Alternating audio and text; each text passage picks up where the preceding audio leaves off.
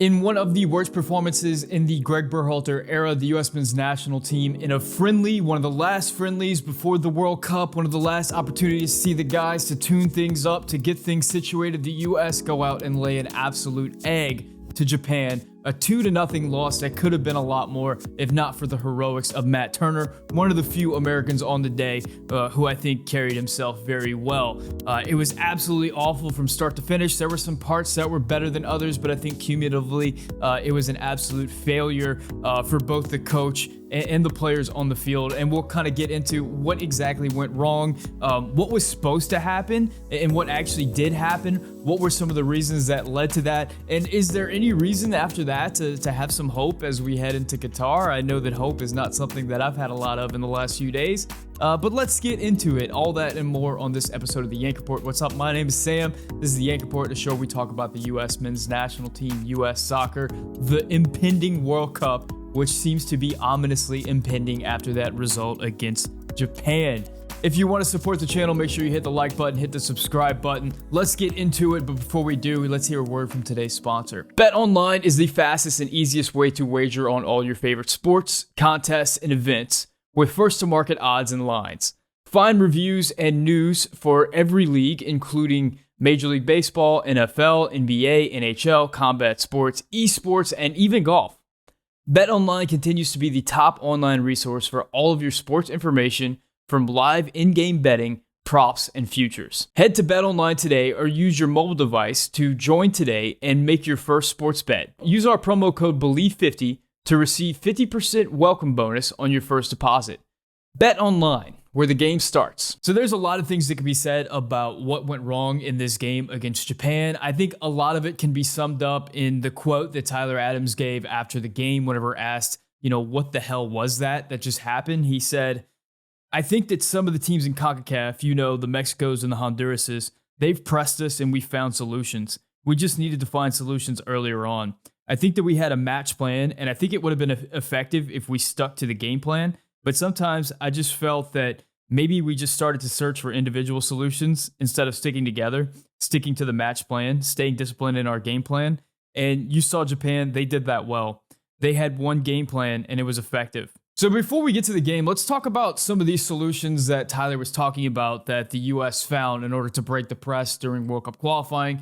And in the summer, whenever the U.S. put together some solid performances against Morocco and Uruguay. I think the first and easiest answer to how the U.S. has been able to break the press so far can be summed up in one word and one name, and that's Yunus Musah. I think the easiest and most direct way that the U.S. has reliably been able to break the press is give the ball to Yunus Musah. He beats whatever player is pressing him, and suddenly he has the whole field to charge at. And we've seen that regularly for the U.S. men's national team, just about every game that Yunus Musah has played. The next way that the U.S. has reliably broken the press in the past, and this is something that's interesting because it's not something that I ever really appreciated until it was gone. In fact, there were a lot of times where I kind of criticized this, and now whenever it wasn't there and I saw the impact of this player not being on the field and doing this job, I understand why it's so important to the team, and that's Christian Pulisic dropping in. I think throughout World Cup qualifying, we pointed to one of the reasons why Christian Pulisic was just not as effective as we wanted him to be is because he was dropping into midfield so much and touching the ball so far back in the build-up and not being quite as effective further up the field. However, we saw in this game against Japan that without Christian Pulisic dropping in and getting those touches, we lost a really important touch point in the build-up. Whenever Christian Pulisic drops back, he does a number of different things.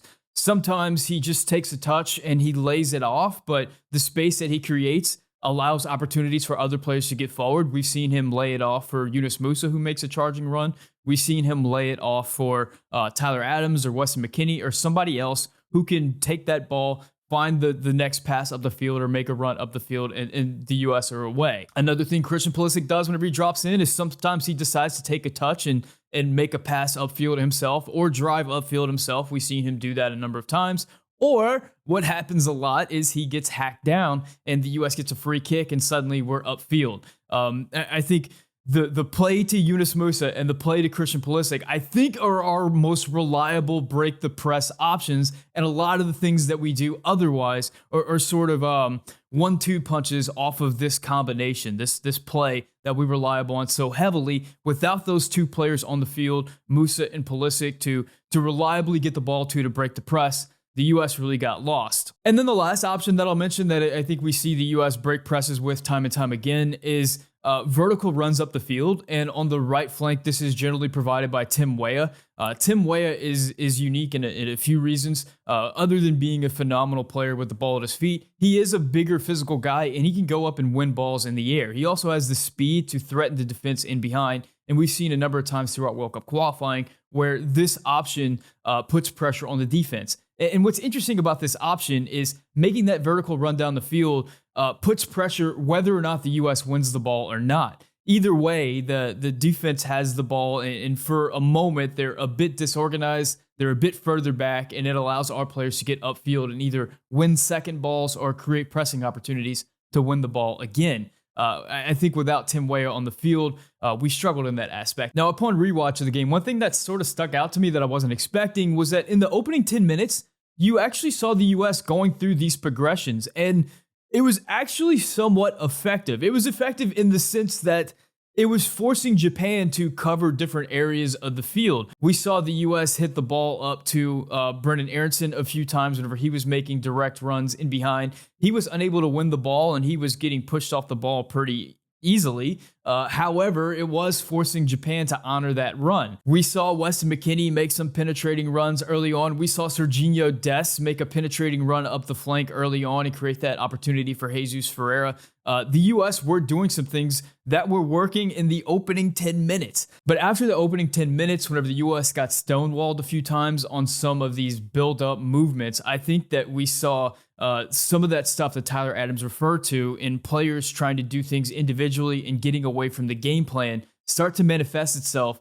These mistakes started happening that started accumulating, and we start to see this Japanese press kind of build like a boa constrictor, just slowly but surely destroying the life of the U.S. men's national team's buildup and eventually leading to just some shocking displays from the U.S. Now, what we saw on the field tactically that I think really hurt us was, first of all, that front line of Gio Reyna, Jesus Ferreira, and Brennan Aronson are three players that we've seen do quality things individually at times for the U.S., but as a unit, none of them are really going to offer that penetrating run in behind. And I think we saw throughout the game, all three of them try to drop into space, and a lack of runs in behind, either from Brennan Aronson or Jesus Ferreira, who we've seen do that in the past, really start to constrict and compress the U.S.'s buildup. It allowed the Japanese to not fear the ball in behind, and it kind of continued to compress the U.S., and we saw those errors start to compound. Furthermore, in the midfield, I think Weston McKennie had probably his worst game of all time in a U.S. men's national team shirt. It just began to get shocking, some of the touches that he had and some of the turnovers that he had. Of course, he has the turnover that leads to the goal, but he had a few other turnovers that were just absolutely awful that led to this as well. And then Luca De La Torre, not only just the poor touches, but I think the lack of bravery from Luca De La Torre. You know, Luca De La Torre is sort of billed as this player that can kind of more or less do the job that Yunus Musa does, where he can take the ball and make these direct and penetrating runs. But on more than one occasion, we saw Luca De La Torre with an opportunity to make a run actually stop the ball, stop the attack, and turn around and pass it backwards. And that backwards pass for a team that is looking to get vertical up the field as quickly as possible really became an issue, because as we know, the weakness of the U.S. men's national team, especially in this game, was going to be the back line and the ability for the back line to distribute. So anytime you're passing the ball backwards, whenever you have an opportunity to counterattack, it means that back line is getting more touches with defenders in their face, which is absolutely not where we want to be. So you end up in a situation where Walker Zimmerman is playing balls that aren't that great, or Sam Vines and Aaron Long are combining for just really not great build-up options, or Matt Turner's kicking the ball straight out of bounds, which happened a number of times. And we really got to see that from that 10-minute mark to about that 30-minute mark. The U.S. just... there was a lack of bravery. There was a lack of anyone looking to make runs up the field or try passes. I think everyone on the field outside of maybe Walker Zimmerman and Gio Reyna just lacked any willingness to try things. And there was that fear of turning the ball over, which just led to more turnovers and more compounding mistakes. The other big tactical issue was the positioning of Sam Vines. I think I watched the first half again and just paid a lot of attention to where Serginho Dest was on the field versus where Sam Vines was on the field. I think we've seen on a regular basis that with Anthony Robinson on the field, he is pushed very high up on the left wing, often higher than Christian Pulisic, especially whenever the U.S. is in possession. Sam Vines, on the other hand, was often at least 10 to 15 yards behind where Serginho Dest was.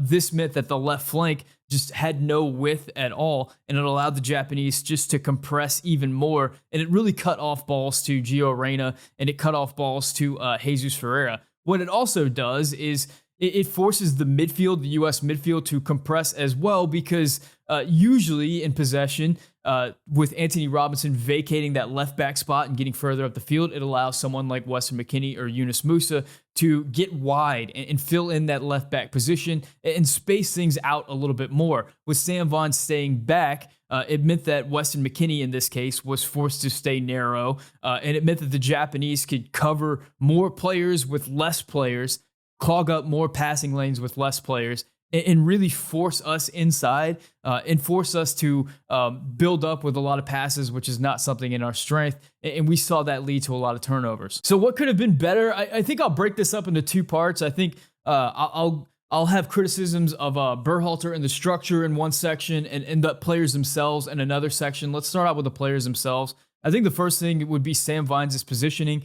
I think he has to get further up the field. Sam Vines has to be even with Serginho Dest. He has to be providing that width on the flank because he is the one providing that width on the flank. And without it, the U.S. becomes very narrow and allows the Japanese to just tee off on us. It looked like a defensive line on 3rd and long where they were just had their ears pinned back and were just coming for the quarterback. Now, I have a feeling that Sam Vines was instructed to get further up the field, and he just failed to do so because he does not have a lot of experience with this team. Remember, he's coming back to this national team for the first time in a long time and just doesn't quite understand it. Plus, he was under siege, and I think a little bit had to do with him helping out Aaron Long, who is one of the weaker center back options that the U.S. has. Number two, I think Aronson and Ferreira have to be making runs in behind. We've seen both players do that and be effective with it at times, but neither of them after, say, the 10-minute mark were really doing so regularly or reliably. Remember, you don't have to win the ball and be effective with these runs in behind in order for them to help out the rest of the team.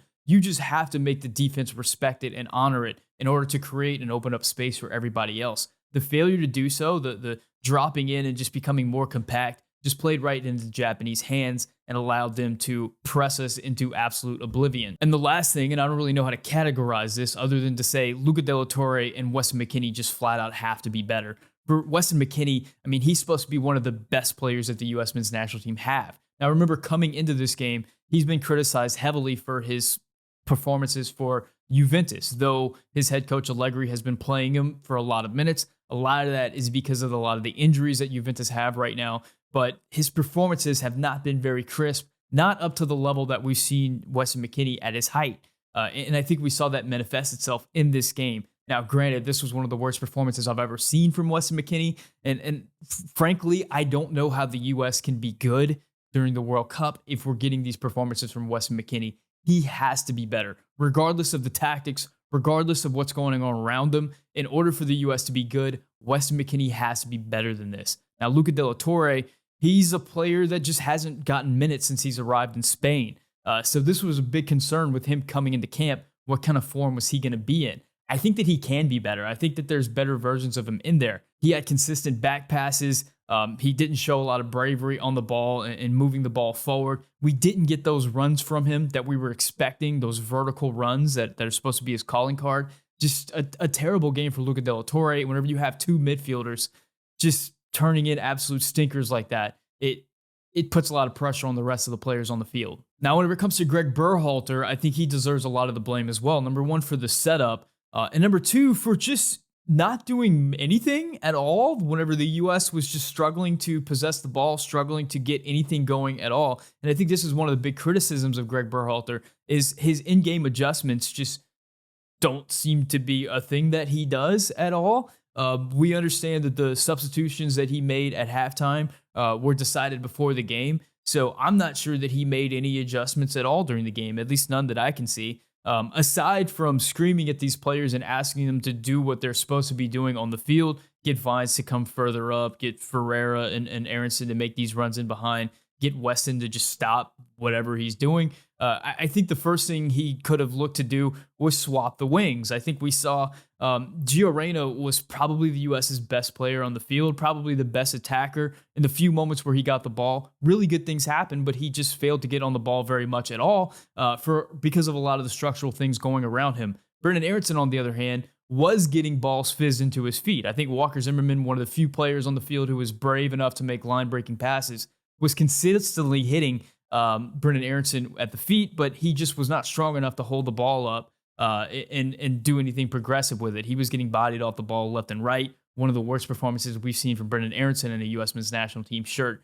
Just swap the wings and let Gio Reyna receive those balls. He's a lot stronger, and we're going to get better results whenever he gets it. And maybe that creates some type of beachhead, allows the team to get something going, and maybe gets them out of this funk. A simple move that I don't understand why we don't do it. We don't really do it at all, ever. The other move that I would have liked to have seen, which is a bit avant-garde for the U.S. men's national team, we don't see it a lot at all, but I'm stealing it directly from Juventus because I see Juventus do this all the time, is let's take Weston McKennie, who is having the worst game I've ever seen from him in the build-up for the U.S. men's national team, and get him the hell out of the midfield and put him as one of the wingers to allow the U.S. to have an option to hit it long to him so he can go out and be physical and win balls. And let's take Gio Reyna, who is strong in the midfield, who is a player that you can pass the ball to and be ball secure and be progressive, and move him into the midfield. We see Juventus do this all the time with Wes. Wes isn't heavily involved in the build-up for Juventus. He's pushed forward, and then whenever Juventus get forward, he kind of comes back into the defense. He kind of swaps like that all the time. Why? Let's try that. Let's do that. Let's do something. Do anything. Now, if you notice throughout this video, I haven't been all that critical of the U.S.'s back line. I know that a lot of the criticism has been heaped upon Aaron Long. I know that he's kind of been the whipping boy for the fan base for the past few games, and he was not very good in the game against Japan. And I did not mention him or Walker Zimmerman or Sam Vines or Serginho Dest to this point. Because I think they had particularly good games. I think the issues that we saw from the U.S. Were not back to front, but they were front to back. I think at a soccer game, if your front line is unable to threaten the opposition's defense, and they're not worried and they're able to push forward, and your midfield is unable to maintain the ball and is just turning it over and making silly mistake after silly mistake, and nobody in the midfield or the attacking line is being brave to push forward at all, ultimately, you're going to end up with the ball at the feet of your center backs a lot, and you're going to have a opposition who is pinned back, looking to win those balls, looking to clog up passing lanes, and you're going to get a terrible performance distribution-wise from your center backs. I didn't think that they were equal. I thought Zimmerman was a lot braver and a lot better, had a lot better performance than Aaron Long. Aaron Long was pretty terrible. I think we knew that going in. I think we know the center back is a big weakness for this team. And whenever you start getting these injuries like we've gotten with Miles Robinson, with Cameron Carter-Vickers, Chris Richards, you end up in this situation where you're having to start guys who just flat out aren't very good. I'm assuming that the next game we'll see somebody other than Aaron Long start at center back. I'm assuming it's going to be Mark McKenzie or maybe EPB, but to be honest, I'm not very enthused by either of those guys either. I think they all have mistakes in them. Maybe they're not quite as shambolic with the ball at the feet as Aaron Long, but I think they have deficiencies in other areas which will manifest themselves. It's not like we have a good option right now at center back. I guess that leads to the fallout from the game and some of the response from the fan base. I kind of tried to stay off Twitter for a few days, stay off social media, because it really turned into like the Spanish Inquisition on Twitter, where like fans were just at each other's throats and like just trying to publicly humiliate each other for reasons I don't quite understand. But I think the consensus of the fan base can be captured in a comment that I received recently on the YouTube channel, and it deals with sort of expectations for this team. And the comment said something to the extent of, this is a knockout round caliber team that is being held back by their manager. If we had a different manager in there, this team would be much better. And While I agree that the US would be a better team with a better manager, I do have to ask like a really uncomfortable and really just unpopular question. And how talented is this team really? I think whenever we think about the expectations that we have for this group, these are expectations that we set a long time ago whenever the group was a little bit different than it is right now. I mean, going through the list of the players that we have available to us, I mean, our top guy is Christian Pulisic. I mean, the expectations that we set for Christian Pulisic a few years ago, whenever he was this budding superstar that had arrived at Chelsea and was showing glimpses that he could be one of the top players in the Premier League, are different than what we see from Christian Pulisic right now. A player that's had a lot of injuries, a player that's been very inconsistent, a player that's playing a system that doesn't really suit his needs, which is leading him to be a bench player, a player that's coming in for substitute minutes, but not nearly considered one of the top players in the EPL or one of the top attacking talents in the world. He's really fallen off his perch from that. And then we move down the list. I mean, Weston McKennie is a player that we've seen reach incredible heights, but at the moment, he's a player that is returning from injury, is struggling to regain his form, is looking kind of sloppy at his club at times. And he's playing at a club situation where the club is not performing up to standards. There's a lot of injuries at the club, and there's a lot of rumors that the manager, who seems to back Weston to the hilt, is on his way out. So there is turmoil going on right now, and I think that manifested itself in what we saw from Weston in this window. Whenever we look at Gio Reyna, a few years ago, he was an absolute budding superstar and one of the top players in the world at his age group. Today, I think a lot of that is still true. However, in this moment right now, he's recovering from a long-term injury. His club has been very careful with him, and he's not yet 90 minutes match fit. To make things worse, he missed the entirety of World Cup qualifying just about and the tune-up games in the summer. So he is a player that, while has this immense talent, is a little bit out of step with the rest of his teammates on this national team. I think we saw that manifested in this game. Tyler Adams is a player that whenever he arrived at RB Leipzig and was getting minutes right away and was doing really good things as a player that we all thought could be like the next N'Golo Kante, this great defensive midfielder, this player who could become one of the top defensive midfielders of his generation. Flash forward a few years, and after some lackluster periods at RB Leipzig, where I think his ability to play progressive passes really got exposed at RB Leipzig, he ends up getting to Leeds, which fits more into his style, but I think we understand that he's kind of a limited player, that he's wonderful in this certain type of team where he can be this defensive six and he can break up counterattacks, but you're not going to get a whole lot with him on the ball and moving forward with the ball. Our center backs are not very good. I think our best prospect at center back is going to be Chris Richards, and he's a player that is kind of a bench player and one for the future over at Crystal Palace. And to make matters worse, he's injured and has been injured for the national team for the last few windows. So he's sort of in the situation where Gio Reyna is, where he's going to be thrown into a situation at the World Cup where he hasn't played with the rest of these guys in a while. How will that manifest itself? Tim Weah has been one of the bright sparks for the national team. He's been one of the most effective players for the national team at winger, provided a lot of offense for us throughout World Cup qualifying, and plays a very important role for the squad. Now, to be fair, at his club team over in France, he hasn't quite lived up to those expectations. He hasn't been a phenomenal player for them. He's been a good player, but not exactly the player that the team relies upon for goals and assists on a regular basis. And to make matters worse, he's been injured since the beginning of the year and hasn't had an opportunity to play at all this year. So he's going to be coming in cold to this team in the World Cup. And then Serginho Dest, our superstar right back, had this big money move to Barcelona. Things were looking great as Serginho as one of the top right back prospects in the world. Maybe that's still true, but after some injury issues and after some issues with the new coach, he became persona non grata at Barcelona, gets the transfer late in the transfer window, and is now a backup right back at AC Milan, which, while isn't the worst thing in the world, I think, as you can say for a lot of these players, is not quite where we thought he would be at this position heading into the World Cup. So I do have to ask, are our expectations for the talent level of this team where they should be? I'm hoping that this team that is young and inconsistent can pull it together, and we see it reach the heights that it's reached at some points under the Greg Berhalter era. But the majority of these players that we're relying upon to be big players in the World Cup are not reaching the expectations that we set for them over the last few years. And they're known at their clubs as being kind of unreliable and kind of inconsistent and injury prone.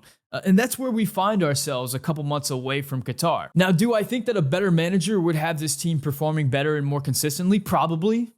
I guess that you can't really deny that. Like, a better manager would have the team performing better. But at the end of the day, the World Cup and soccer in general is usually determined by who's got the best players on the pitch. The team with the best players generally wins. Ultimately, it's going to be the quality of the players on the field and the quality of the depth. And I think some of the things that we thought were true of this team leading into the World Cup may not necessarily be true in this moment of time. Now, to be fair, we do have a couple of months. Maybe some of these players who are experiencing kind of a cold streak right now can turn it around, but we are cutting it pretty close. So to wrap things up, this game against Japan was absolutely awful, and I think it really hurt U.S. men's national team fans because it forced us to confront some things that we didn't really want to confront. I think a lot of that goes towards that our manager is just not very good and is not going to be making a lot of in-game changes that are going to help the team if things aren't going well. But I think another part of it is that some of these players that we've put on a pedestal as these great players are not always going to be great players. They're young and inconsistent, and they're going to make mistakes. And if things aren't going well, the youth and inexperience of this squad is not going to lend itself to a team that's going to dig out of that hole. Those mistakes can very easily be compounded. They can get down on themselves, and we can end up in a situation like we saw against Japan, which isn't very optimistic. Now, there is an optimistic side of this, and I think that is that a lot of the players that could fix what we saw against Japan weren't on the field. And they weren't on the field because they have long-term injuries. They were off the field because they had little injuries that if it was a World Cup game, I have a feeling that they would be a part of. I do think Yunus Musah fixes a lot of the issues that we saw against Japan. I know that it's hard to look at that game and say that one player would make a big difference, but you got to understand that if there's one thing that's working, if there's one thing in the buildup that the Japanese have to respect, that opens up other things. And suddenly other options manifest themselves and you're getting down the field fluidly. Same to be said with Christian Pulisic. If he's in that game, it changes the way that the Japanese have to defend this. I think Jedi Robinson being on the field, you don't have those issues where Sam Vines is not getting up, not stretching the defense, and compacting things, making the U.S. play narrow and playing into the Japanese hands. I think if Chris Richards is on the field, you have a center back that's a little bit better at playing out of the back, and maybe Chris Richards can find the feet of Gio Reyna up the field, which Aaron Long just was not comfortable doing at all at any point. And I guess we really shouldn't expect him to because he's not the type of player that can do that reliably. So I do think that we have the personnel that could have fixed this game, and we could have saw a much better team. Though I understand why we would be upset and why we would be hurt. I was definitely kind of down in the dumps for a few days, and I'm really hoping for the team to bounce back against Saudi Arabia. So those are my thoughts on where the team is at right now. I mean, that Japanese game, just bad coaching, bad tactics, bad in-game adjustments, really bad performances from some players, bad performances from players that we were expecting to have bad performances, but bad performances from players that we need to have good performances if we're going to do well as a team. I know there's been a lot of pain and the angst in the fan base over the last few days. I've certainly experienced a lot of pain and angst. So maybe this video can be a therapy session for you and you can kind of let out some of that emotion in the comment section. Just try to do it, I guess, in the comment section and not do it at other people. Let's keep in mind that, coaches come and go, players are going to come and go for this national team, but the fans, the people that support this team are going to be here for a long time. So let's not make enemies of each other every time that the U.S. loses a game. Guys, the Since 76 apparel store is open for a few more days. You can get this the Yanks Are Coming t-shirt. It's available in a few colors. You can also get the Vamos Estados Unidos hat in the store right now. I always get emails from people saying, I missed it by a day. Can you open the store again? Make sure that you get it before the store closes. The store closes Tuesday. If you want the Yank Report in podcast form, you can find it anywhere you get your podcast. As always, si puede hablar español, dígame un comentario en español. Thank you guys so much for watching. If you want to support the channel, you can become a subscriber. You can like it. You can leave a comment. You can also become a member. Members directly support me and allow me to keep doing this thing. It's become such a big help and taking the load off of some of my 9 to 5, which allows me to do put more energy and effort into the Yank Report. So I appreciate all the members. Shout out to the Tier 2 members: Manuel Olivares, Mike Irish, Chris Matassa, Matthew Doyle, Matthew Hanna, Michael Baker, and Dan McVie. Guys, thank you so much for watching. My name is Sam, and this is the Yank Report brought to you by Bet Online.